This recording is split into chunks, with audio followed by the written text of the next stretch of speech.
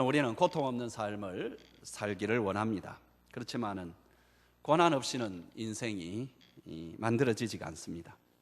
어떤 시인이 이런 단시를 지었습니다. 내 삶에 고통이 없다면 나는 노래하는 자가 되리. 그러나 고통이 없다면 노래가 만들어지지 않음을 의하리.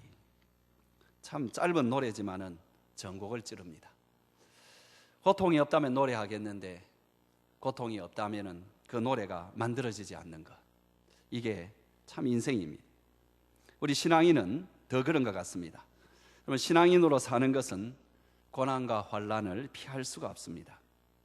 왜냐하니까 우리 그리스도인들도 모든 인생사가 인생에서 겪고 있는 일반 고통들을 피하면서 살아갈 수는 없기 때문에 그렇습니다. 그런 고통에다가 우리가 경건하게 그렇게 살려고 하면은 일반 사람들보다도 더 어려움을 겪게 됩니다.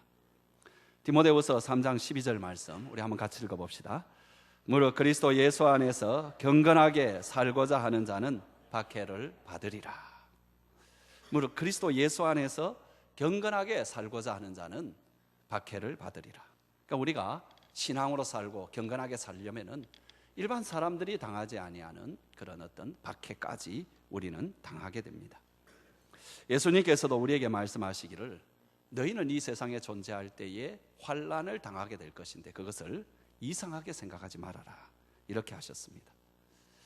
그런데 우리가 참 감사할 것은 세상에서도 고난이라는 것, 어려움이라는 것이 사람에게 노래를 만들듯이 우리 신자들에게 있어서는 이 고통과 역경을 통해서 더 아름답고 영원한 인생의 노래가 지어진다라는 사실 때문에 그렇습니다.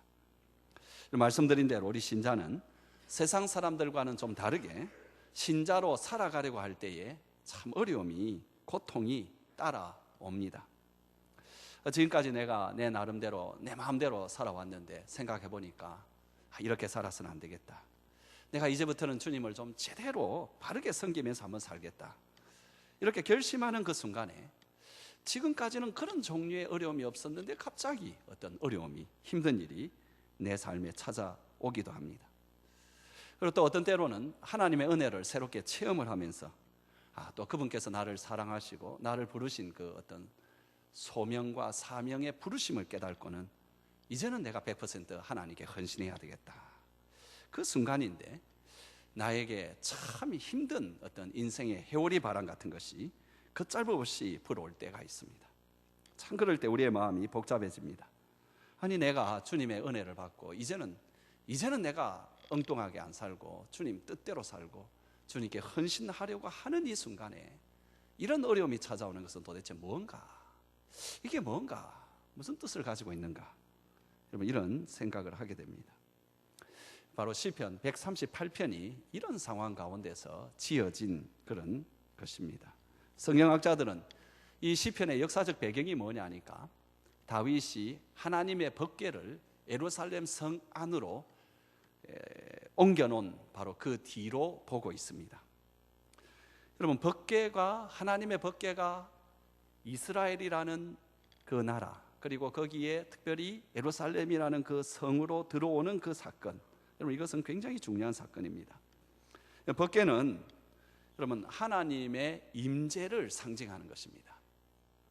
그래서 이 법궤는 항상 이스라엘이 광야에 살았을 때 그 광야에 진을 치고 살았는데 그 진에 항상 한 중앙에 있었고 또 때로는 중앙에서 이동하다가 또 때로는 제일 앞에서 이동하기도 했었습니다. 이 무엇을 상징하는가 하니까 하나님의 법궤는 하나님의 임재하심을 상징하는데 하나님은 당신의 백성을 앞에서 인도하시기도 하시고 당신의 백성들과 함께 계시다라는 그런 증표였습니다. 그런데 이 법궤가 예루살렘에 들어온다라는 것은 이스라엘의 역사상에도 굉장히 중요한 일이고 이 다윗의 한 개인의 인생사에 있어서도 굉장히 중요한 그런 순간이었습니다. 여러분 이 법궤가 그동안에 우여곡절이 참 많았습니다. 그런데 예루살렘에 들어오게 되었다라는 것은 드디어 다윗이 있는 다윗의 성 예루살렘이 하나님의 도성이 되고 이 도성에서 하나님의 통치가 가깝게는 팔레스틴, 멀리로는 온 곳에 이렇게 퍼져서 나가는 그 통치가 이루어지는 바로 그 중심지가 된다라는 것입니다. 그런데 이 법궤가 예루살렘으로 들어오고 난 뒤에 상황 자체는 현실적으로 다윗에게 반드시 유리한 것만은 아니었습니다. 오히려 어려운 일들이 많이 일어났는데 그 중에 하나가 가나안 땅들을 지배하던 여러 신들이 있었습니다. 여러분, 그 신들이 뭐 엉터리 신이든 뭐 신이든 하여튼 사람들은 그것을 섬기고 있었는데 그 섬기는 사람들이 이 상황에 대해서 반대하고 공격을 해대는 것입니다. 여기 여러분 1절에 보게 되면은 내가 그렇게 하면서 뭐라고 하느냐 하니까 전심으로 주께 감사하며, 그 다음 무슨 단어가 나와요? 신들 앞에서. 여기 신들이 누군가? 쫓겨나게 된 가나안 신들, 그들을 의미하는 것이고, 바로 그들이 지금 많은 반란과 공격을 다윗에게 하고 있다라는 것입니다. 6절에 보게 되면은 여호와께서는 하고 뒤에 보면은 멀리서도 교만한 자를 아신다. 이 교만한 자가 누구인가? 그 당시에 다윗을 공격하던 반역 국가들의 무리, 혹은 다윗의 국가 안에 있는 정치적인 무리, 뭐 이런 것도 가리키는데 뚜렷하진 않습니다. 다만 지금 다윗은 정치적이고 국가적이고 혹은 종교적인 그런 공격과 환난과 어려움 가운데 있다라는 것입니다. 7절에 보면 아예 이렇게 말합니다. 내가 환난 중에 다닐지라도, 이런 표현이 나옵니다. 그러니까 이 환난이 구체적으로 뭔가 하는 것은 성경에 나와 있지 않지만은, 그러나 지금 이 다윗이 어떤 처지에 있는지는 분명히 보여주는데 굉장히 어려운 가운데 있다, 힘든 가운데 있다라는 거죠. 어떤 학자들은 이 구절을 보면서 지금 다윗이 겪는 환난은 아주 그 개인적인 차원에서 겪는 환난이 아닐까, 이렇게 추측도 합니다. 예를 들자면은 여러분, 법궤가 예루살렘 성으로 들어올 때에 모든 사람이 다 환영하고 기뻐한 것은 아닙니다. 그 대표적인 사람이 다윗의 가장 가까운 사람 미갈이었습니다. 다윗의 아내 미갈이었습니다. 미갈이라는 여자는 다윗이 기뻐하고 춤을 추고 드디어 하나님의 임재하심이 상징하는 이 궤가 들어오는 그것을 보고 너무 좋아하는 그 모습을 보면서 오히려 남편 다윗을 비웃었습니다. 뭐 자기 생각에 좀 왕다운 채통을 지키지 못한다, 뭐 이렇게 생각을 했든지, 아니면은 벌써 부부간에 금이 간 그런 상황 가운데서 이런 일이 벌어졌는지. 그보다는 좀 더 가능성이 있는 것은 이 미갈이 원래 속한 사울 가문인데, 미갈이 원래 이제 속한 가문은 다윗 가문이 아니라 그 전 왕조인 사울의 가문인데, 이 가문하고 이제 새롭게 시작되는 이 다윗 가문 간에 있는 그 긴장, 그 갈등, 그것의 한 표출인지도 모릅니다. 어쨌든 이 일로 인해서 다윗은 자기 아내 미갈을 완전히 그냥 평생 어떻게 뭐 얼굴 보지 않고 살아가는 그런 엄청난 지금 가정 문제가 발생하였습니다. 미갈만이 아니라 아마 이런 종류의 이런저런 반대들이 개인적으로 많이 일어났을 것입니다. 우리는 이 환란의 정체를 명확하게 규정할 수는 없지만은 그것이 국가적인 어려움이든지 정치적인 어려움이든지 종교적 신앙적 어려움이든지 아니면은 개인적인 환란이든지, 분명한 것은 지금 다윗이 상당히 견디기 힘든 그런 상황 가운데 있다라는 것입니다. 그럼에도 불구하고 여러분, 그가 감사하고 있다라는 것이 참으로 눈여겨볼 만합니다. 제가 이런 말씀을 드리니까 이 지금 분위기가 그런갑다 생각하지만, 여러분들이 처음에 우리가 시편 138편을 읽어보면은 다윗이 감사절에 맞도록 그냥 감사하고 있는 모습을 느끼게 됩니다. 1절에도 그렇습니다. 내가 전심으로 주께 감사하며. 2절 보세요.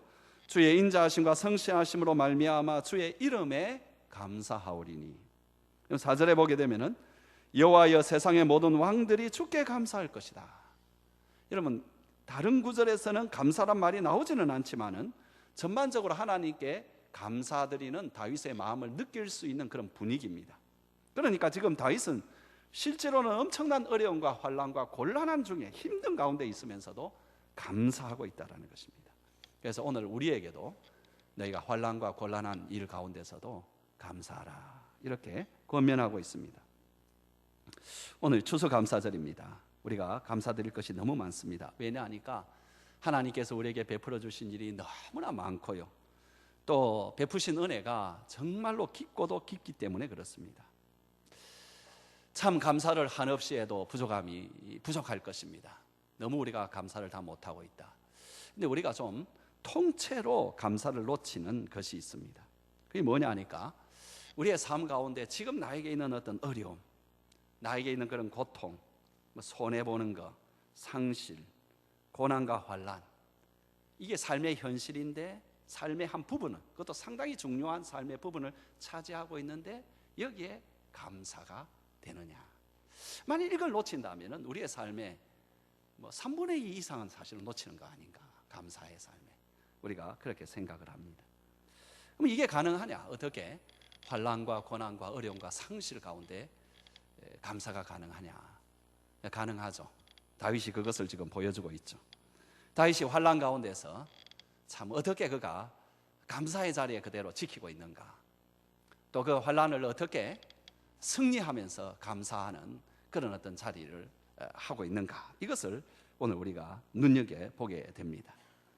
거기에 우리는 세 가지의 오늘 비결을 배우기를 소원합니다. 환난 가운데서도 감사의 삶을 살 수 있는 비결, 좀 더 말하자면 환난을 극복해서 감사할 수 있는 그런 삶, 이것이 무엇인가, 아주 귀한 비결이 여기에는 세 가지가 나와 있습니다. 오늘 저와 여러분이 그것을 함께 배워서 항상 감사하라는, 모든 일에 감사하라는, 범사에 감사하라는 주님의 우리가 그게 가능하니까 주님이 우리에게 명령한 거 아니겠어요? 그것을 우리의 삶에 이루는 저와 여러분이 되기를 주님의 이름으로 축원합니다. 여러분, 첫 번째 이 비결이 뭔가 하니까 환난 중에서도 주님께 경배하고 주님께 찬양을 드리는 것을 결단을 하는 겁니다. 여러분, 환난을 극복하는 감사하는 사람이 되려면 여러분, 환난 중에서도 의식적으로 결단하여서 주께 찬양과 경배를 끊임없이 드리는 사람이 되어야 됩니다. 여러분, 다윗의 이 시가 어떻게 시작이 되고 있습니까? 1절 다 같이 읽어보겠습니다. 시작. 내가 전심으로 주께 감사하며 신들 앞에서 주께 찬송하리이다. 앞서 본 것처럼 그는 수많은 환난과 고난 가운데 있으면서도 그 출발을 어떻게 하느냐 하니까 결단으로 출발합니다. 어떤 결단입니까? 내가 전심으로 주께 감사하며 신들 앞에서 주께 찬송하겠습니다. 그러니까 환난을 당한다 할지라도 내가 전심으로 주님께 찬양하겠다. 전심이란 뜻이 뭐냐 하니까 말 그대로 마음 전체를 말합니다. 이 말을 바꿔 말하면 나누어지지 아니하는 마음을 말합니다. 우리도 고난과 어려움이 오면 감사합니다. 문제는 뭐냐 하니까 마음이 나누어져 있다는 겁니다. 어떤 때로는 감사하고 어떤 것 생각하면 감사한데 어떤 것은 감사하지 못하다. 그러니까 전심으로 감사하지 못하는, 그죠? 근데 여기에 우리가 결단할 게 뭐냐 하니까 전심으로 마음이 나누어지지 않게 그냥 그렇게 감사하는 이 결단을 가져야 된다는 거죠. 그러면서 괴롭히는 반대자들 앞에서도 자기들은 주께 계속 찬송하고 감사하겠다. 2절을 한번 같이 읽어볼까요? 시작. 내가 주의 성전을 향하여 예배하며 주의 인자하심과 성실하심으로 말미암아 주의 이름에 감사하오리니. 여러분, 지금 다윗이 주의 성전을 향하여 자기가 이렇게 감사하겠다, 예배하고 감사하겠다 이러는데 아직까지 지금 다윗 때에는 성전이 지어지지 않았습니다. 그러니까는 알다시피 여러분, 다윗 때에는 성전 건축이 허락되지 않았습니다. 그럼에도 불구하고 다윗은 믿음의 눈으로 성전이 지어질 처소가 되는 법궤를 바라보면서 그곳에 하나님이 함께 하시는 것을 바라보면서 그 하나님께 경배를 드리고 그 하나님의 인자하심과 성실하심을 감사하겠다. 여러분, 사람들은 어려운 일이 막 생기고 아주 고통스러운 일이 생기고 힘든 일이 생기면은 그 잘하던 예배를 포기하는 경우가 많이 있습니다. 뭐라고 하느냐 하니까 예배할 마음이 안 난다고, 예배할 기분이 아니라고, 지금 예배할 여유가 없다고.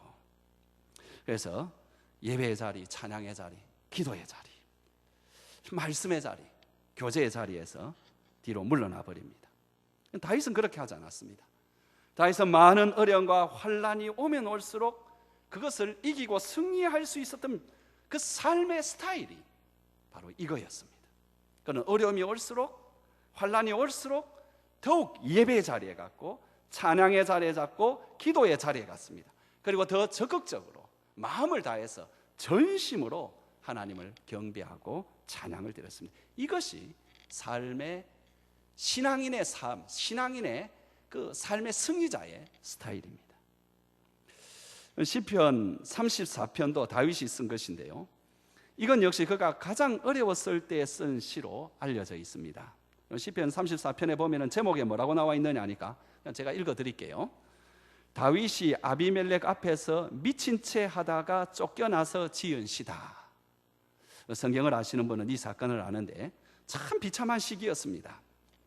살려고 미친 척한 그런 시기였습니다. 여러분 알다시피 사울에게는 쫓겨다니다가 자기의 적국에 들어가 가지고 살까 했는데 그것도 용이치 않아 가지고 살아나오려니까 한 가지 방법밖에 없는 게 미친 척하는 것입니다. 그래서 침을 질질 흘리면서 온갖 그냥 미친 척하니까 사람들이 저 개만도 못한 저거 뭐 죽여서 뭐 하겠나 이렇게 쫓겨난 그런 상황입니다. 얼마나 자존심 상하겠습니까? 얼마나 마음이 상하고 얼마나 고통스럽겠습니까? 그럼에도 불구하고 여러분 우리 같으면은 하나님 어찌하여 이런 일이 나에게 일어납니까? 왜 나를 이리 버립니까? 이렇게 할 건데 여러분 그 상황 가운데서 다윗의 이 시편은 어떻게 시작을 하는가 하니까 1절 우리 다 같이 한번 앞에 나오니까 읽어보겠습니다. 내가 여호와를 항상 송축하며 내 입술로 항상 주를 찬양하리이다. 미친 척하다가 살아남아가지고 한 그 말이 뭐냐 하니까 내가 여호와를 항상 송축하며 내 입술로 항상 주를 찬양하겠다라는 여러분 이런 결단을 하고 있습니다. 나는 어떤 자리에 있어도 하나님을 찬양하겠다, 경배하겠다. 어떤 환난의 비바람이 불어도 어떤 밤이 찾아와도 어떤 인생의 장애물이 놓인다 하더라도 나는 하나님을 경배하고 나는 하나님을 찬양하고 나는 하나님께 감사를 드리겠다. 이렇게 작정을 해버렸습니다. 그래서 여러분 2절 3절을 보게 되면은 그의 그 결단이 어떻게 이어지는가 계속 한번 읽어보겠습니다. 시작. 내 영혼이 여호와를 자랑하리니 공고한 자들이 이를 듣고 기뻐하리로다. 나와 함께 여호와를 광대하시다 하며 함께 그의 이름을 높이세. 여러분 자기만 하나님 앞에 경배하는 것이 아니라 주위에 있는 사람들도 다 끌고 와가지고 이 찬양 속으로 끌어들이겠다. 그렇게 결단을 하고 있습니다. 여러분 그런 결단을 할 때 그가 그때 어떤 일이 일어나는가? 여러분 4절에 이렇게 나옵니다. 계속 읽겠습니다. 시작.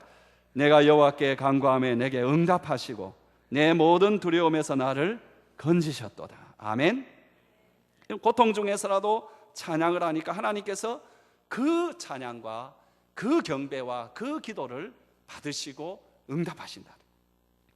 여러분 두려운 상황 가운데서도 주님께 감사를 드렸더니 거기에서 주님께서 벗어나게 하셨다는 것입니다.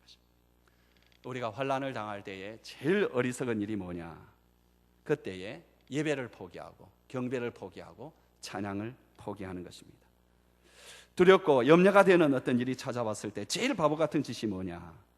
하나님을 신뢰하고 하나님께 기도하는 일을 포기하거나 주저하거나 게으르게 하는 것입니다. 사랑하는 성도 여러분, 지금 나에게 어떤 환난이 있습니까? 장애물이 있습니까? 아픔과 고통, 두려움, 이런 걱정, 이런 것들이 내 가슴에 있습니까? 오히려 작정하고 더 하나님을 경배하시기 바랍니다. 하나님을 찬양하시기 바랍니다. 하나님께 감사하시기 바랍니다. 다시 우리의 본문으로 돌아와서 이런 시편 138편에서 그렇게 주님을 경배하고 찬양하기로 작정하고 했던 그 다윗은 어떤 응답을 받았는가 보겠습니다. 우리 3절을 다 같이 읽겠습니다. 시작. 내가 간구하는 날에 주께서 응답하시고 내 영혼에 힘을 주어 나를 강하게 하셨나이다. 아멘. 그러면 당장 지금 이 상황은 기도하니까 그 환난이 끝난 것 같지가 않습니다. 여러분 7절에 보게 되면은 다윗은 여전히 자기가 환난 중에 다니고 있다고 말하는 것을 보면은 그렇습니다. 그런데 다윗에게 하나님께서는 응답을 해주셨는데 어떻게 하시느냐 하니까 다윗의 영혼에 힘을 주셨다. 다윗의 영혼에 힘을 주어서 다윗을 강하게 하셨다라는 것입니다. 환난은 여전히 그의 삶에 남아서 버티고 있지만은 다윗이 찬양하고 경배하고 감사하기로 작정하니까 하나님께서 그 마음에 힘을 주어서 그를 강하게 하셔서 결국은 환난을 이기게 하셨다라는 것입니다. 내 영혼이 강해지면은 아무런 어려운 상황이 온다 할지라도 우리는 그 환난과 어려움을 이겨낼 수가 있습니다. 하지만 여러분, 우리의 영혼이 흔들리고 우리의 마음의 힘을 잃어버리면은 조그만한 것에도 그냥 넘어지고 맙니다.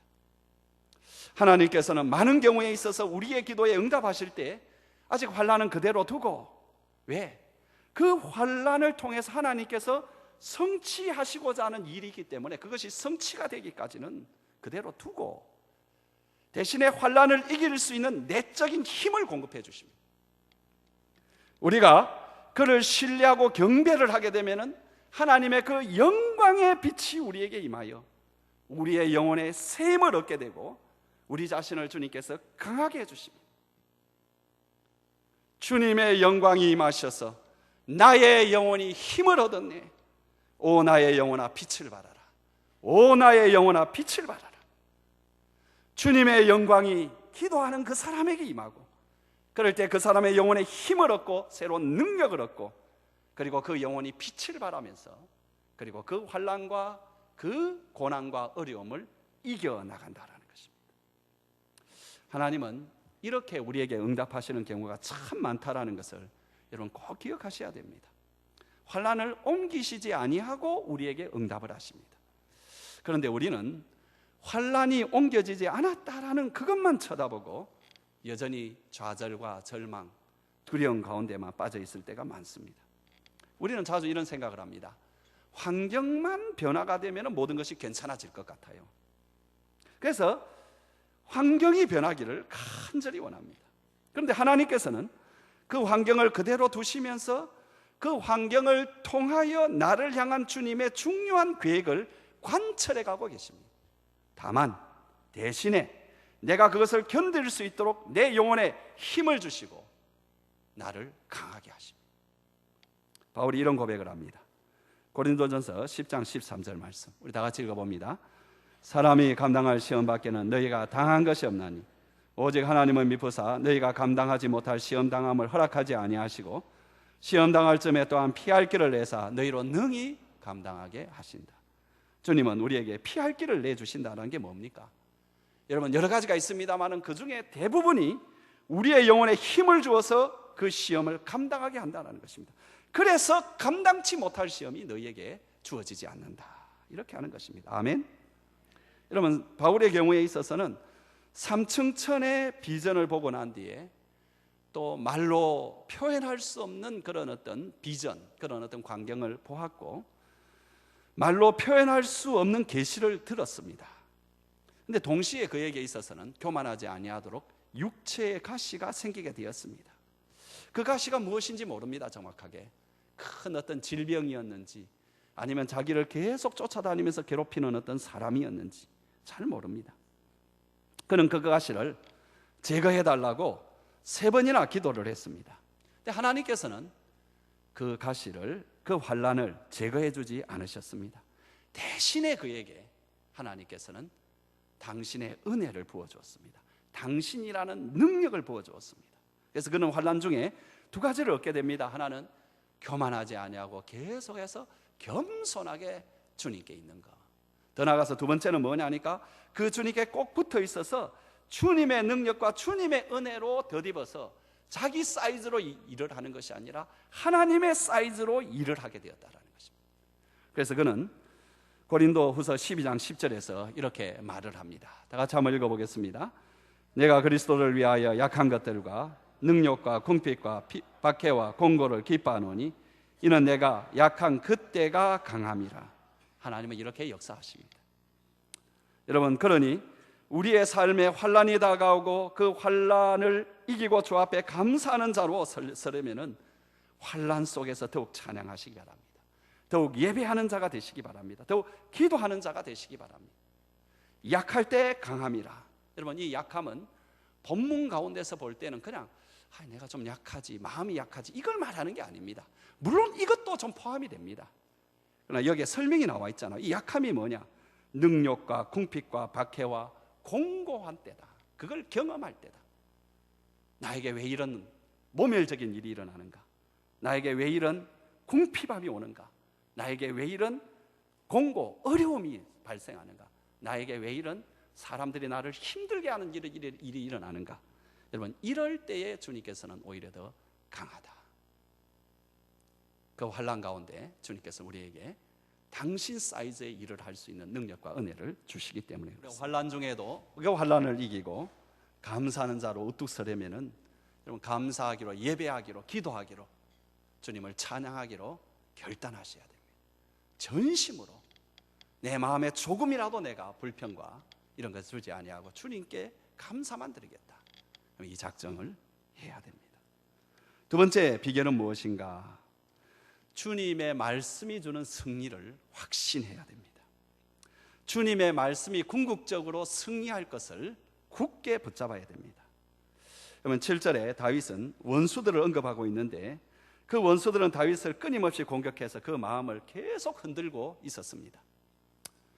국가적으로 왕으로서 저들이 저렇게 하는데 이 나라가 어떻게 될 것인가 하는 그런 불안도 가지게 만들고, 또 신앙인으로서 이렇게 이교도들이 많고 우리 가운데도 하나님을 배반하는 자들이 많은데 이거 어떻게 할 것인가, 집안의 가장으로서, 남편으로서 이 집안이 제대로 될 것인가.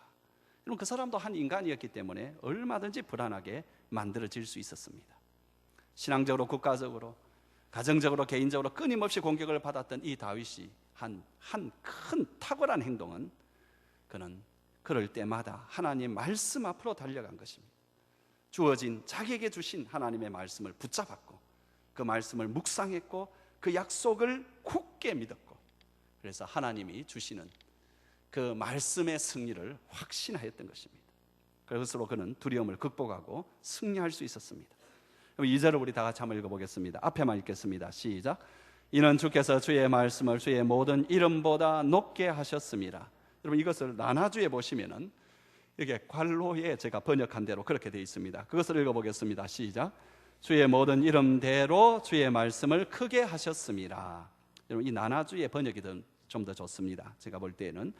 여러분, 여기에 주님의 이름이 앞에 나오죠. 뭐였는가는 인자와 성실의 주님입니다. 여러분, 인자라는 것 헤세드는 긍휼이고 성실 에메트는 신실함, 진리미에. 그러니까 여기에 뭐냐니까 주님의 이름 자체가 갖는 그 뜻이, 주님은 당신의 말에 신실한 분이시다, 당신이 말씀하신 약속을 꼭 지키시는 분이라는 뜻을 가지고 있습니다. 다윗은 그 하나님의 말씀을 붙잡고 보니까 그 하나님께서 당신이 다스리는 나라를 이 나라에, 이 땅에 세우기로 약속하셨고 다윗 자신을 부르셨다라는 확신이 왔습니다. 그래서 그는 그 확신 가운데 설 수가 있었습니다. 말씀이 이루어질 것을 확신했습니다. 4절에 그는 이렇게 말합니다. 같이 읽겠습니다. 여호와여, 세상의 모든 왕들이 주께 감사할 것은 그들이 주의 입의 말씀을 들음이오며. 지금은 이 주변 국가의 왕들이 하나님을 반대하고 일어나고 공격을 하지만은 하나님의 약속의 말씀은 언젠가는 모든 사람들, 왕들도 인정하고 듣게 되어서 오히려 하나님께 영광을 돌리게 될 그날이 올 것이라는 것을 확신했습니다. 그 말씀대로 이루어질 것을 확신했습니다. 그래서 그 왕들이 하나님의 도, 하나님의 말씀을 노래할 것을 확신했습니다. 5절 계속 읽겠습니다. 그들이 여호와의 도를 노래할 것은 여호와의 영광이 크심이니이다. 그들, 곧 이 열왕들이죠. 주변에 있는 모든 왕들, 이들이 하나님의 도, 하나님의 말씀을 노래할 것은 그 말씀에 있는 하나님의 영광이 진실하고 이루어지고 크기 때문이다. 사랑하는 성도 여러분, 지금은 우리를 대적하고 비웃고 어두운 가운데 있는 사람들이지만 그들도 하나님의 말씀의 권위를 인정하고 굴복하고 오히려 그 영광을 노래하는 날이 반드시 오고야 말 것입니다. 그리고 지금 약속의 말씀은 반드시 승리되고 성취됩니다. 우리가 이 약속의 말씀을 이 약속의 말씀의 승리를 확신할 때 우리는 더욱 환난을 이기고 감사하는 자리에 들어갑니다. 우리가 이제 흔히 D-Day 이런 말을 쓰는데 이 말이 여러분 어디서 온 말인 줄 아세요? 이 말은 세계 2차 대전 중에 연합군이 노르망디라는 프랑스의 그 해안에 상륙한 1944년 6월 6일을 가르치는 말입니다. 여기서부터 이제 이 명칭이 나왔습니다. 그날에 이 연합군이 정말로 어렵고 힘든 그 가운데에서 노르망디 상륙에 성공을 했습니다. 성공함으로써 세계 2차 대전은 승패가 갈림이 나버렸습니다. 여러분, 여기에서는 결정적인 승리가 이루어져 버렸습니다. 그런데 이제 아직까지는 실질적으로 여러 지역에서는 여전히 전투가 이렇게 벌어지고 있습니다. 연합군이 이기기도 하고 여전히 독일군이 이기기도 합니다. 특별히 여러분, 독일의 유명한 지휘관인 롬멜 장군의 휘하에 있던 여러 부대들은 그 뒤에도 여러 번 여러분 연합군을 패퇴를 시켰습니다. 그래서 독일군이 승리를 하고 난 뒤에 롬멜에게 승리를 보고할 때마다 이상하게 롬멜은 전혀 웃지를 않았습니다. 왜냐하니까 이미 롬멜은 독일에서 패망하였다라는 것을 알았기 때문에 그렇습니다. 국지전에 좀 이겼다고 해가지고 그게 큰 변화를 가져오지 않으리라는 것을 알았기 때문에 웃을 수가 없었습니다. 거꾸로 생각해 보면은 우리 그리스도인이 주님을 따라가고 주님 뜻대로 살려고 하는 우리들이 여러분, 이 땅에서 조금 넘어지고 쓰러지고 패배를 한다 하더라도 궁극적으로는 우리가 모두 승리할 것입니다. 여러분, 이것을 확신한다면 우리는 늘 일어설 수가 있습니다. 환난 속에서 찬양할 수가 있고 감사할 수가 있습니다. 환난 속에서도 하나님을 영화롭게 할 수가 있습니다. 여러분, 하나님의 모든 약속, 말씀의 약속, 나에게 주신 승리의 약속을 믿으시기 바랍니다. 그러면 그대로 될 것입니다. 아멘. 우리가 환난 중에서 계속해서 승리하는 감사의 삶을 살려면 작정을 해야 됩니다. 내가 그렇게 살겠다. 두 번째로는 하나님의 말씀을 믿으셔야 됩니다. 세 번째로는 나를 온전하게 하실 주님을 완전히 신뢰하시기 바랍니다. 여러분, 하나님은 알파와 오메가의 하나님이고 시작과 나중의 하나님입니다. 그 뜻이 뭐냐 하니까 하나님은 당신의 뜻을 가지고 시작을 하시고 그 뜻을 진행을 시키고 그 뜻을 이룬다라는 것입니다. 하나님은 당신의 뜻을 성취를 하시는데 그 뜻 가운데 가장 중요한 것이 저와 여러분들을 온전하게 만드는 것입니다. 8절 말씀 우리 다 같이 읽어봅시다. 시작. 여호와께서 나를 위하여 보상해 주시리이다. 여호와여, 주의 인자하심이 영원하오니 주의 손으로 지으신 것을 버리지 마옵소서. 여기 주께서 나를 위하여 보상해 주시리이다. 이것을 옛날 번역에는 이렇게 해놨습니다. 그 번역이 더 생생합니다. 거기에는 뭐라고 했느냐 하니까 여호와여, 나와 관계된 것을 완전하게 하실지라. 여호와여, 주의 인자하심이 영원하오니 주의 손으로 지으신 것을 버리지 마소서. 이리 되어 있습니다. 여러분, 여호와여, 나와 관계된 것을 완전하게 하시옵소서. 그리고 나를 지으신 것, 주의 손으로 지으신 것을 버리지 말아 주시옵소서. 그러니까 지금 이 시편 기자가, 이 다윗이 이렇게 말하고 있는 것입니다. 하나님, 당신이 나를 지으실 때, 그리고 내가 이 땅에 존재하고 난 뒤에 또 여전히 당신은 여러 가지 섭리를 통하여 나를 지으셔 왔던 것을 포기하지 마시고요, 나와 관계된 것을 온전하게 해 주십시오. 나를 지으실 때도 지금까지 나에게 간섭하시고 섭리하실 때도 가지신 주님의 관심이 뭐냐니까 나를 온전하게 하는 것이다. 그렇다면 여러분, 오늘 내가 경험하는 이 환난도 나를 온전하게 하시려는 주님의 계획 속에 허용된 환난입니다. 그냥 의미 없이 주어진 환난이 아니고요, 히브리어나 헬라어로 똑같이 이 환난이라는 말, 둘립시스라는 이 말은 여러분, 이 뜻이 뭐냐니까 원래 사방으로 우겨 싸다 이런 뜻입니다. 그러니까 사방으로 우겨 싸가지고 압박하는 거죠. 딱 압박해. 그래서 이것이 이제 점점 뜻이 좀 더 발전하죠. 그래서 사방으로 우겨 싸가지고 압박하다. 그 다음에 이게 이제 어떤 말로 가느냐 하니까 사방으로 우겨 싸서 압박하여서 짜내다. 그 다음에 이게 어느 말까지 가느냐 하니까 틀 속에 집어넣어서 짜낸다. 이런 말까지 갑니다. 이게 발전되면서 이 뜻이. 그러니까 여러분, 환난이라는 건 뭐냐 하니까 뭔가 짜내가지고 뭘 만들어버리는 겁니다. 주물처럼 이렇게 짜가지고 그냥 만들어버리는. 환난은 뭔가 만들어버리는 것입니다. 그리스도인의 모든 고난에는 뭔가 만드는 하나님의 뜻이 있다는 거죠. 그냥 너 좀 한번 고생해봐 이렇게 내던지는 게 아닙니다. 로마서 8장 28절 우리 다 같이 읽겠습니다. 시작. 우리가 알거니와 하나님을 사랑하는 자, 곧 그의 뜻대로 부르심을 입은 자들에게는 모든 것이 합력하여 선을 이루느니라. 그러니까 주님은 우리를 창조를 하시고요, 그리고 창조하고 난 뒤에도 우리의 삶을 여전히 당신의 여러 가지로 이렇게 섭리를 하시면서 나를 향한 그분의 선한 의도를 가지고 선을 행하신다. 그래서 그것을 하나님께서는 만들어 가신다. 여러분, 나와 관계된 것을 완전하게 하기 위해서 주님께서는 내 삶에 참여를 하시고 내 삶에 섭리를 하시고 내 삶에 환난도 허락하신다. 그러면 주님의 손으로 지으신 것을 버리지 마옵소서라는 말씀대로 주님은 우리를 버리지 아니합니다. 빌립보서 1장 6절, 너무 좋은 말씀, 우리 한번 같이 읽어봅시다. 시작. 너희 안에서 착한 일을 시작하신 이가 그리스도 예수의 날까지 이루실 줄을 우리는 확신하노라. 아멘. 우리가 태어날 때부터, 우리가 어머니 뱃속에서 주님의 손으로 우리의 장부가 지어져서 우리의 유전자가 흘러들어오고 그 안에서 여러 가지 영양도 공급되고, 그러면서 또 태어나서 여러 가지 환경 가운데, 그리고 지금까지 살아오면서 수많은 경험과 이런 것 가운데서 하나님께서 지어주신 것. 그래서 하나님께서 어떻게 하신대요? 예수의 날까지 이루실 것이다. 근데 거기에 가장 잘 사용되는 것, 가장 효과적으로, 가장 빠르게 이렇게 사용되는 게 뭔가 하니까 환난이란 환난. 원래 정확한 발음이 이게 환난이라 그러더라고요. 그래서 환난이라고 하면 안 된다고 그러더라고요. 환난은 그 돈 뭐 난리 나는 거, 그걸 환난이라 그런다. 근데 저는 이게 익숙하니까 그러니까 알아서 들었어요.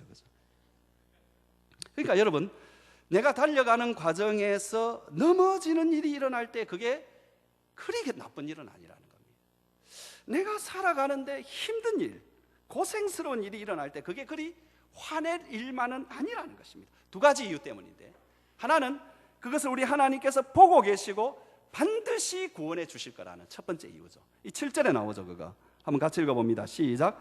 내가 환난 중에 다닐지라도 주께서 나를 살아나게 하시고 주의 손을 펴사 내 원수들의 분노를 막으시고 주의 오른손으로 나를 구원하실 것입니다. 아멘. 근데 그것만 아니라, 여러분, 그거는 여러분 반만 아는 거고 더 좋은 게 있다. 그게 뭐냐 하니까 이 환난이 저와 여러분의 관계된 것, 하나님께서 나와 관계된 모든 하나님의 선한 의도, 이것을 완성시키는 지름길이다. 아멘. 여러분, 양파 밭에 가보신 적이 있나요? 저는 옛날에 함양에서 살 때 함양에 가면 수동이라는 곳이 있습니다. 그 수동 그 근처 보면 전부 양파밭이에요. 그런데 여러분, 한 5월이나 6월 양파를 막 수확할 때 가게 되면 좀 이상한 게 있는데 뭐냐 하니까 양파밭에 있는 그 대가 전부 다 넘어져 있어요. 저는 처음에 생각할 때에 무슨 바람이 저렇게 불어가지고 저렇게 다 넘어졌는가 보다, 그렇게 생각을 했는데 그게 아니고 이게 원래 자연적으로 그때가 되면 넘어가게 돼 있다. 넘어가야 안에 있는 알이 굵어진다라는 거예요. 그리고 단맛이 든다라는 거예요. 근데 가끔 넘어지지 않는 놈이 있다라는 거예요. 근데 그거는 뻣뻣하게 서 있는데 양파로서는 값어치가 없다라는 거예요. 여러분, 양파가 굵어지기 위해서는 그 줄기가 넘어져야 됩니다. 하나님이 이 자연에도 때를 정해놓고, 네가 좀 이렇게 단맛이 들고 좀 굵어지려면 이젠 쓰러져야 될 때가 있다라는, 저와 여러분도 마찬가지입니다. 하나님께서 너 좀 쓰러질 때가 있다, 좀 쓰러져라, 너 좀 내려가라, 그냥 자꾸 거기 있지 말고 좀 내려가라, 너가 형편없는 존재인 것을 인정을 좀 해라. 이러면서 주님께서 우리에게 환난을 주십니다.